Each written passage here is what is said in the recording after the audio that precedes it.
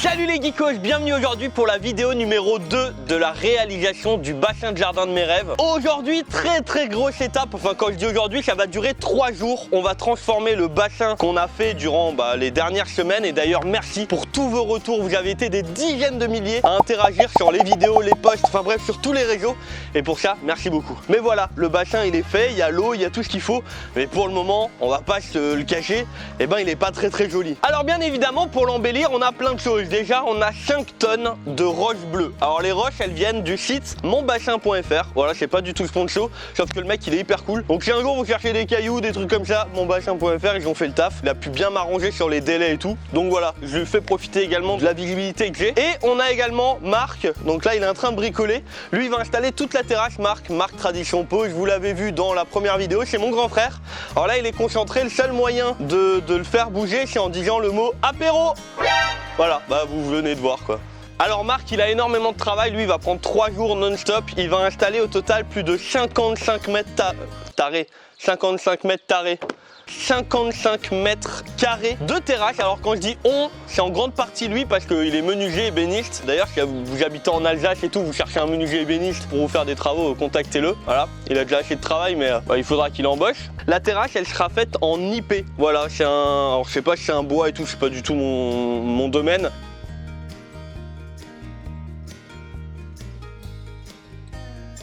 Mais bon, normalement ça tiendra des années et des années. Ça coûte voilà, ça coûte très cher honnêtement. C'est un des trucs qui a coûté le plus cher pour tout le bassin. Mais bon voilà, on veut faire les choses bien au mieux. Donc j'ai dit hop, on le fait, même si c'est quand même très cher. Et pour mon grand frère, Marc Tradition Pause, il a une page Instagram. Donc voilà, si vous voulez voir un peu ce qu'il fait, des photos du bassin aussi, je pense qu'il y en aura. Donc n'hésitez pas à aller dessus. Et maintenant nous on commence, je vais vous parler des différentes étapes qu'on va faire, comment que la vidéo va se dérouler. C'est parti.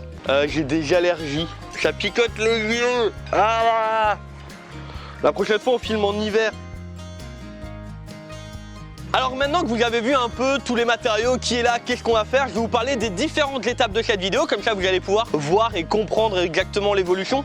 La première étape qu'on va faire, c'est dégager tout le tour du bassin. C'est-à-dire que là, il y a les filtres, il y a les gros screenmatiques de chez OH et tout. Faut qu'on enlève tout. Alors vous allez me dire, mais Luc, t'es fait chier à tout mettre pour tout enlever? La réponse est oui, tout simplement car entre temps il y a eu 3 semaines, 1 mois, faut bien que le bassin soit filtré et tout. Donc première étape, tout enlever, tout dégager pour qu'on puisse travailler autour. La deuxième étape, ça va être la mise en place des roches pour faire l'enrochement à certains endroits autour du bassin. C'est une étape qui est très dangereuse. Les roches, c'est des roches bleues, elles sont très coupantes et elles sont très lourdes pour certaines. Et là, va falloir faire attention que quand on les met en place, on perce pas la bâche du bassin et sinon c'est la catastrophe. Donc vous allez voir, on va utiliser différentes méthodes pour éviter ça. Et en attendant, pendant que je parle, il y a Marc, il est en train de monter sa meilleure tonnelle parce qu'ils ont annoncé 35-40 degrés aujourd'hui.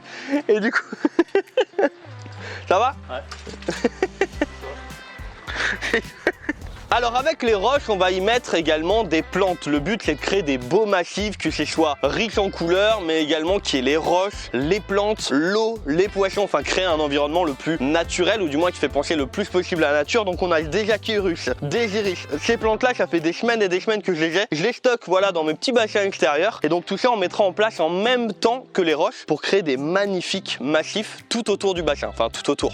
Il y a des endroits où il n'y en aura pas, mais il y a des endroits où il y en aura des petits et d'autres endroits des grands. Et enfin, la dernière étape, et c'est là où tout va prendre forme, enfin, parce que moi aussi j'attends depuis très longtemps, la mise en place de la terrasse en IP partout. Alors vous allez voir, hein, vu que tout n'est pas droit, Marc il va s'amuser à faire plein de découpes et tout, mais normalement, le résultat va être plutôt pas mal, vous verrez. Qui dit qu'il faut tout enlever, dit qu'il faut purger les filtres, parce que sinon jamais on les porte, vu qu'ils sont pleins d'eau. Donc let's go, on vide les filtres. C'est génial, c'est génial. J'ai vraiment l'impression d'avoir fait un truc il y a 3 semaines pour l'enlever aujourd'hui. C'est un peu le cas, mais c'est normal, ça fait partie des étapes. C'est lourd hein, quand même.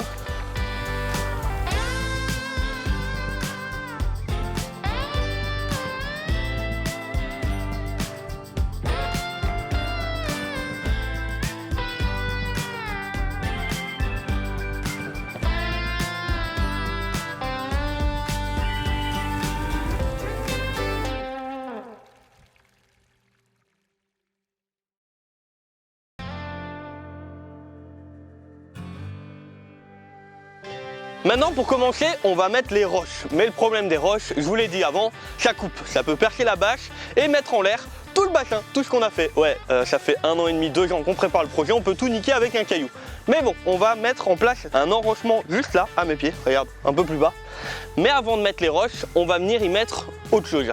Le autre chose, ça va être des restes de bâche qu'on a eu. La bâche, c'est du EPDM, c'est une bâche ultra résistante de chez Oase.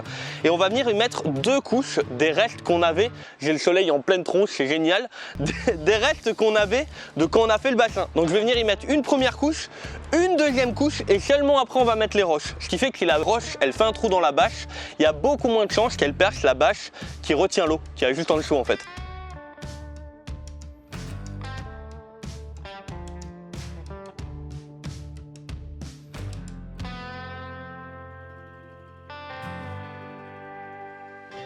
Ça y est, j'ai récupéré un bout de bâche, maintenant on va venir le mettre en place dans l'angle, là où on veut mettre les roches. Donc on va aller assez loin parce que les roches vont recouvrir, vont aller jusqu'à dans l'eau, mais vont également venir sur terre. Le but c'est qu'elles soient vraiment entre deux pour que quand on mette les plantes, en fait on va pouvoir mettre des plantes qui vivent les pieds dans l'eau tout le temps et des plantes qui vivent également les pieds au sec. C'est hyper important d'y penser. Alors il faudra que je vérifie, il va falloir que je fasse des petites découpes également, encore dans l'eau. Et là il va falloir surtout faire gaffe quand je fais les découpes, de ne pas couper la bâche.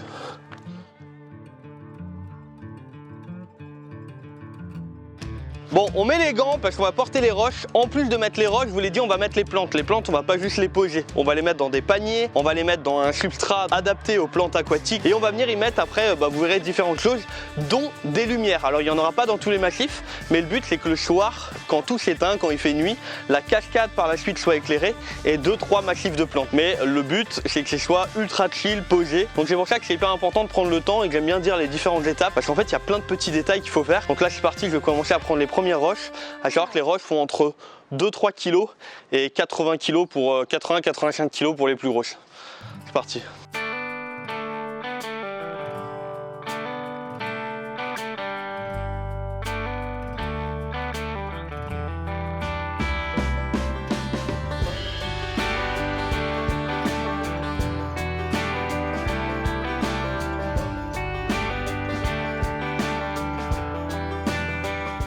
Ça y est, c'est la première roche qu'on met. Un peu stressé quand même, hein. On va pas se mentir. Le but c'est qu'elle glisse pas, donc on va essayer de la faire prendre bien appui. Et là le but par la suite c'est voilà, l'eau elle arrive à fleur, on voit plus la bâche, plus rien. Donc c'est pour ça qu'il faut prendre quand même des roches assez lourdes. Et de toute façon après il y en aura d'autres derrière qui vont la maintenir. Mais là déjà elle tient bien, donc on va pouvoir continuer. On va y aller doucement parce que je veux pas faire de conneries en vrai.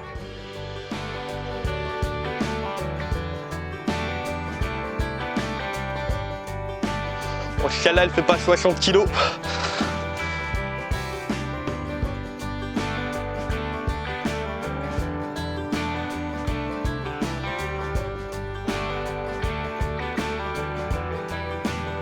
J'en ai porté 2, je suis éclaté. Bon, c'est les 2 plus grosses.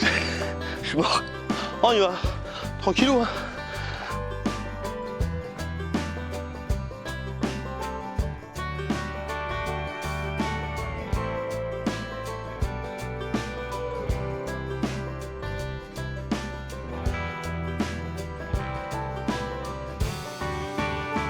On va venir y placer aussi des petits cailloux entre les grosses pierres, on appelle ça des clés qui vont permettre de les verrouiller entre elles ou par exemple là de pouvoir pencher plus en avant la roche pour que ce soit plus naturel. Donc ça c'est aussi important de le faire, ça va donner un côté un peu plus réaliste, empilé et surtout verrouiller bien les pierres entre elles, donc ça prend un peu de temps à faire mais les clés c'est la clé d'un bel enrochement. Ok.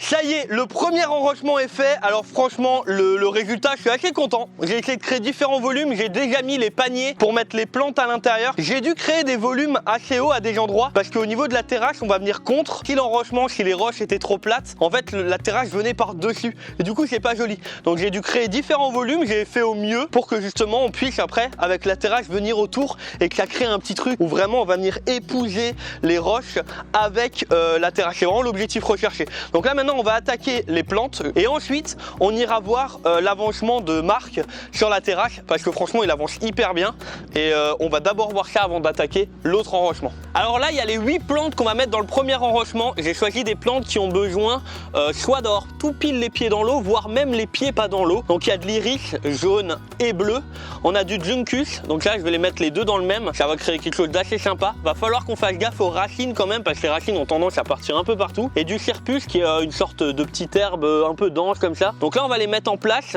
on va enlever le pot, nettoyer un peu la racine, mettre dans les pots qu'on a mis et venir autour mettre un engrais spécifique pour les plantes de bassin, et normalement le résultat devrait être plutôt sympa, enfin du moins j'espère en tout cas.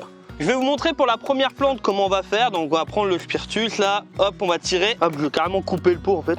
D'habitude j'essaie de sortir mais là je pense que je vais carrément le laisser comme ça. Je vais le mettre en plein milieu, on va un peu le faire s'étoffer un peu pour qu'il soit un peu plus joli. Et maintenant je vais venir autour avec du Natura Plante Sol, là le produit spécifique pour les plantes de bassin. Et on va venir faire ça proprement.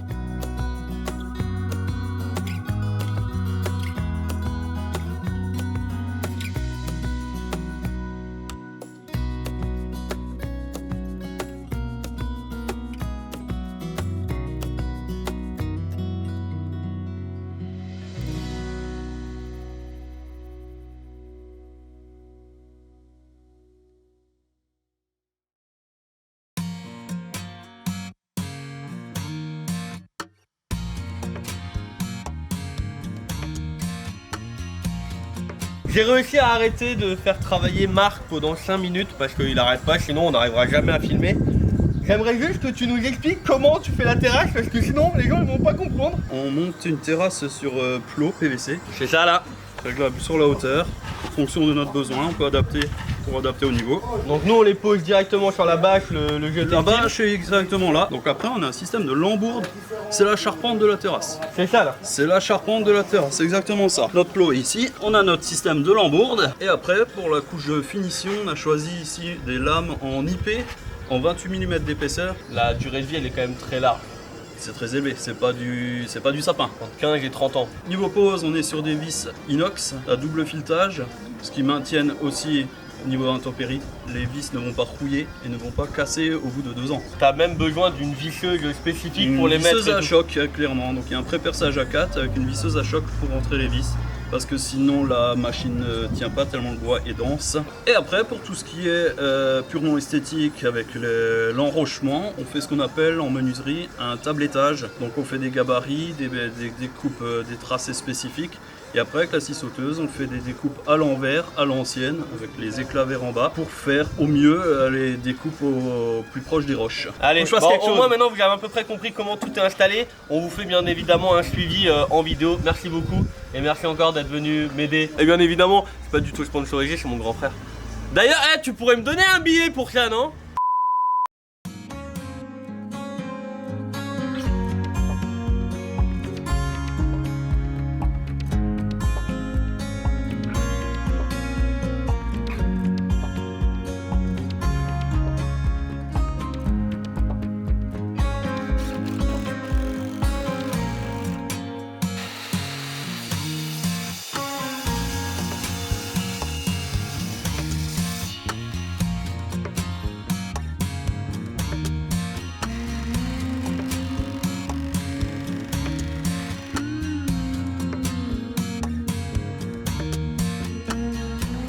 Ça c'est nickel.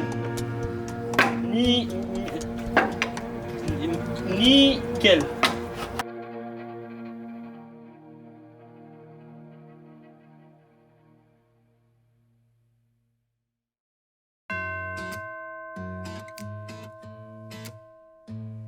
Jour 2, ça y est, on a déjà fait une journée de travail sur le bassin. Alors hier on n'était pas très nombreux, je vous avoue que le soir on était morts. Surtout que c'est très lourd, ça prend beaucoup de temps. Mais aujourd'hui on a du monde, des copains qui sont venus aider, donc on va pouvoir bien filmer. Aujourd'hui l'objectif c'est de vous filmer en grande partie l'avancement de la terrasse. Vous voyez comme quoi il y a Marc, donc mon grand frère, et Jonjon, un de mes meilleurs amis, qui est là pour avancer tout ça. Il y a Chachou aussi là-bas, elle est en train de faire les plots pour la terrasse, c'est incroyable. Et les enrochements, je vous emmène maintenant faire un petit point sur ce qu'on a fait hier. Et ensuite on fait le point sur la terrasse terrasse. Peu importe où je vais, j'ai le soleil dans la tronche, hein, c'est incroyable. Bon, premier enrochement, c'est celui-là que vous avez le mieux vu en avancement, c'est celui-là. On l'a fait tout au début hier. Lui il est fini, on a mis toutes les roches, les plantes. Maintenant je vais vous montrer le deuxième que vous avez moins vu. Donc le deuxième enrochement c'est celui-là. Alors celui-là j'ai essayé de faire un truc un peu avec un style monolithe au milieu. À mon avis celui-là va être très beau une fois que les plantes auront vraiment prise à l'intérieur. Et l'eau qui arrive à ras des roches et tout, c'est vraiment... Franchement j'aime bien, surtout que la terrasse va arriver tout autour. Donc Marc va s'amuser à faire les découpes comme vous l'avez juste à côté. Tiens, tourne un coup la caméra pour leur montrer comment c'est. Il passe des heures et des heures à faire ça. Mais le résultat final est incroyable. On a encore deux enrochements à faire. On a celui-ci qui est dans le coin. Alors on a déjà un peu avancé, j'ai déjà mis les grosses roches au bord de l'eau et j'ai mis en place un peu les plantes comme moi je les voyais. Et en face là-bas, là vous voyez une petite plage d'eau. Je sais pas si vous la voyez à la caméra, c'est bon Julien? Oui, il me dit oui. Donc juste là-bas on va faire également un enrochement avec des belles plantes et tout. Donc normalement ça va être un peu éparpillé, la terrasse va venir tout autour. Et maintenant que je parle de terrasse, il est temps de passer au point où on va voir comment que ça avance et surtout comment il se débrouille pour faire la terrasse. Parce que croyez-moi c'est un vrai casse-tête. C'est parti, on y va.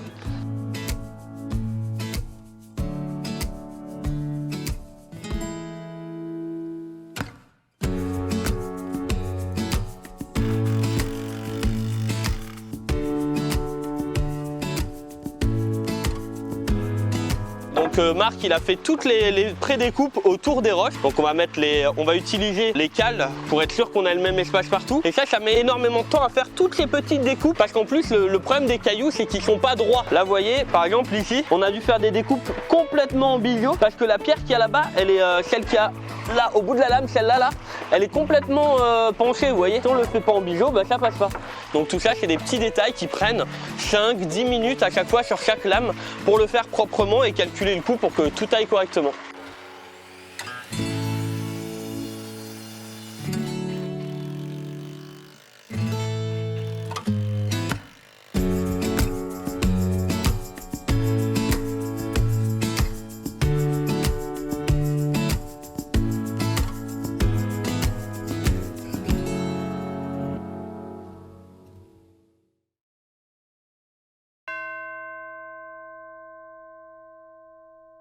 Ça y est, jour 3 de l'enrochement et de la terrasse autour du bassin. Je vais pas vous mentir, c'est compliqué, long, épuisant. Je sais pas si vous vous rendez compte de l'ampleur du projet. Marc il fait un travail de malade, vraiment on n'arrête pas. Donc déjà rien que pour ça, compte sur vous pour éclater la barre des pouces bleus. On fait des grosses journées, je suis littéralement éclaté. On sait pas si au bout de ce soir, pour nous et vous dans quelques minutes à travers la vidéo, on aura fini comme on voulait.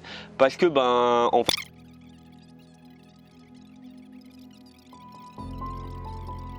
2000 ans plus tard. Et je sais pas ce soir à où on en sera, sachant qu'à partir de demain, je suis tout seul. Et donc, j'ai un gros doute sur le fait qu'on arrivera à finir toute la terrasse et l'enrochement à travers cette vidéo.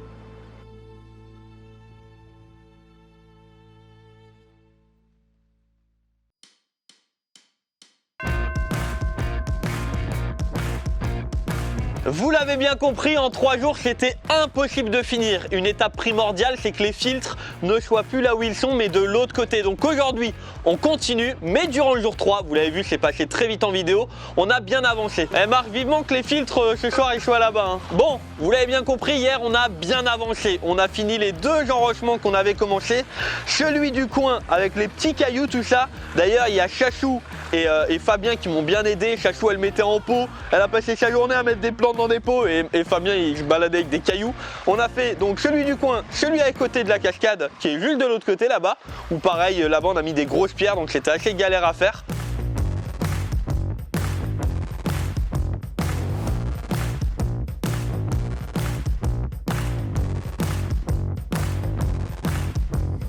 Marc de son côté il a extrêmement bien avancé sur la terrasse. Quand je dis extrêmement bien, c'est vraiment, il a fini toutes les découpes autour de ce massif avec les roches et il a fait le ponton. Le ponton il est là.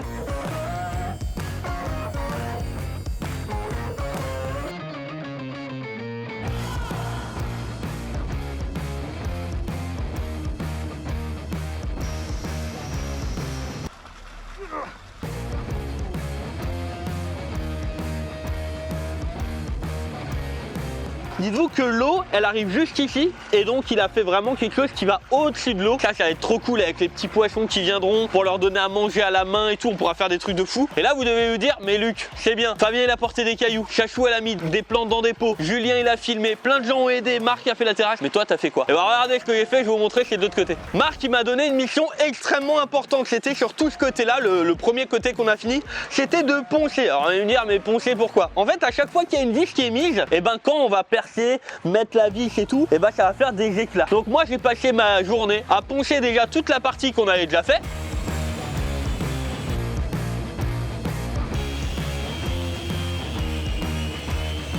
Mais il y a un autre endroit qu'il faut poncer et qu'on voit un peu moins, c'est au bord de l'eau. Regardez, venez voir. Si on veut pas des échardes dans les pieds, bah faut qu'on ponce jusqu'au bout. Donc j'ai poncé petit à petit à la main, voilà, toutes les lames, une par une, les petits coins, machin. Ça évite les échardes, ça permet d'avoir des finitions beaucoup plus jolies et que les soit tout simplement beaucoup plus propres. Donc ouais, j'ai quand même travaillé durant le jour 3, hein, un peu quand même.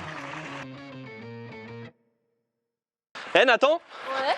T'es abonné à la chaîne YouTube Bléfaris? Ouais. Ah, ça c'est cool. Et tu mets des likes sur les vidéos? Aussi. Dis-toi, il y en a, ils le font pas. Ah bon? Ils mettent pas de likes et il y en a, ils sont même pas abonnés. T'as les notifications aussi? Ouais.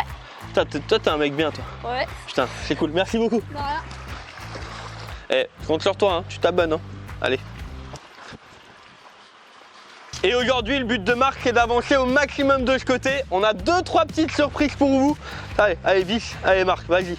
Vas-y, donne tout. Vas-y. Voilà. Hein, parce qu'en plus il se dit attends il filme, faut pas que je travaille. Si vas-y mais c'est bon. Donc ouais aujourd'hui on va avancer un maximum sur ce côté là parce qu'on doit mettre les filtres et il y aura 2-3 surprises. J'ai déjà dit 10 fois mais c'est pas grave. Allez, bah je vous laisse voir. Allez, je veux. Salut.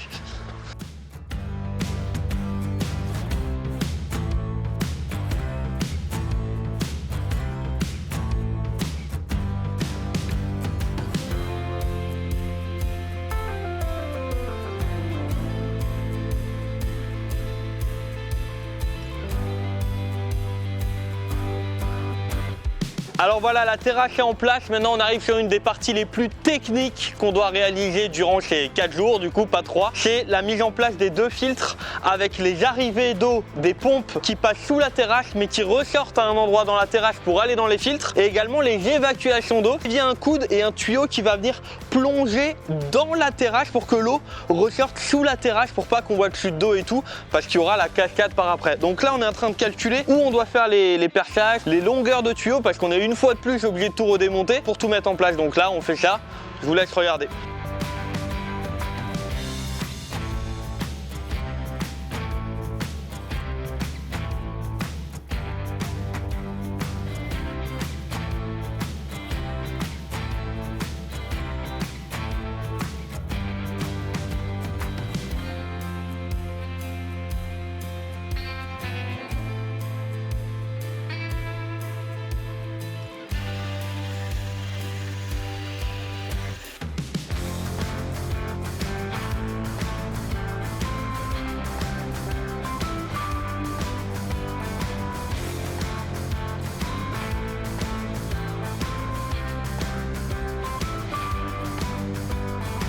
Les amis, ça y est, regardez, les pompes sont en place. On va pas tout brancher, on va pas brancher les UV, on va pas brancher les tapis à l'intérieur, mais là on va brancher les pompes. Donc pour la première fois, on va enfin voir les pompes, les fils tourner au bon endroit comme ça doit être définitivement. Donc je vais le faire et l'eau va sortir sous la terrasse. C'est parti, on fait les branchements. C'est parti, mise en eau.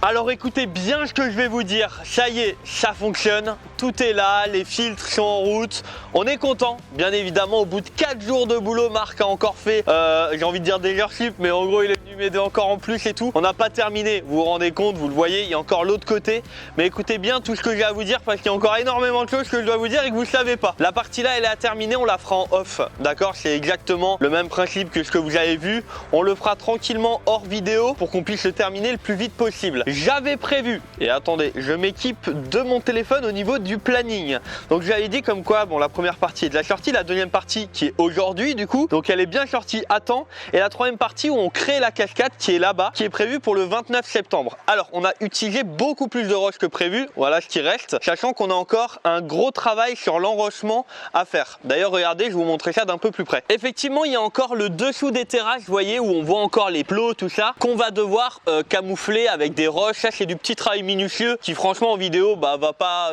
on met des petits cailloux en plus, quoi. Donc ça, on va le faire en off, on va encore utiliser des roches. Donc j'en aurais plus énormément pour faire la cascade. Au niveau de l'investissement dans tous les projets, j'ai énormément mis pour ce projet-là, vous l'avez vu pour plein d'autres projets. D'ailleurs, j'en parle dans quelques instants. Mais pour la cascade, va falloir que je commande encore des roches. D'accord, je pense que je vais encore commander 1 voire 2 tonnes de grandes roches. Donc au niveau timing, pour le 29 septembre, j'ai un petit doute. Je préfère être sincère, comme ça, moi je suis tranquille dans mon esprit. Par contre, bien évidemment, on va la sortir, c'est certain, hein, ça va se faire. Donc ce que je vous propose, c'est si c'est pas fait, abonnez-vous et surtout activez les notifs. Et très prochainement, ce sera peut-être le mois prochain, pas le mois de septembre, la cascade qui arrive et j'ai hâte de voir le résultat. Dedans, on va également mettre des lampes, tout ça. Et maintenant, la grande annonce.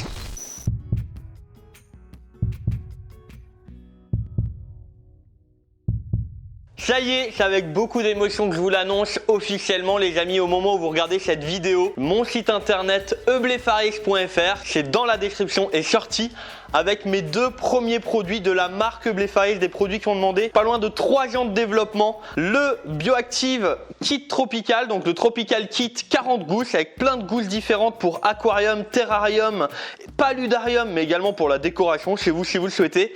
Et le premier substrat tropical Bioactive Premium Tropical Soil pour tous les animaux tropicaux. C'est indiqué même sur le site internet pour lesquels animaux vous pouvez l'utiliser. Et vous pouvez également l'utiliser pour les plantes tropicales. Nous, c'est ce qu'on utilise pour toutes les plantes tropicales. Donc même si vous n'avez pas d'animaux tropicaux chez vous, mais quelques petites plantes plutôt sympas, vous pouvez l'utiliser. C'est ce que j'utilise depuis des années à travers mes vidéos. Ça fait des années que vous me dites, Luc, c'est quoi le substrat que tu utilises pour tes vidéos? Je voulais pas au début créer ce produit parce que je me suis dit, c'est mon petit bébé, c'est mon secret que j'ai développé pendant des années. Et à force, je me suis dit, allez, c'est peut-être quelque chose qui doit être fait. Il est là, les amis. Bioactive Premium Tropical Soil. Vous le retrouvez également dans plein de boutiques physiques et sur d'autres boutiques sur internet dans les semaines, mois qui arrivent.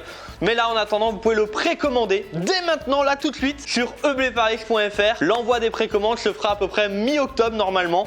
Donc voilà, je vous en dis pas plus. Le produit, on a fait des produits trop stylés, 100% recyclables pour tous qui respectent l'environnement. Fermeture, ouverture facile, vous pouvez le refermer, tout ça. Bref, je vais pas déballer tout, j'ai envie de tout vous dire tellement je suis content. Et voilà, ça c'était la grande annonce. Merci d'avoir regardé cette vidéo. Merci à Julien qui est derrière la caméra tout le temps, qui est derrière l'ordi, qui fait les montages. Merci à mon frère, toutes les personnes qui ont participé, Fabien, Chachou, ma copine, tout le monde. Et surtout, merci à vous de me suivre dans toutes les aventures. Je vous dis à très vite. C'était Luc de chez Eublefaris, je commence à trop parler. Salut, allez, ciao, salut tout le monde.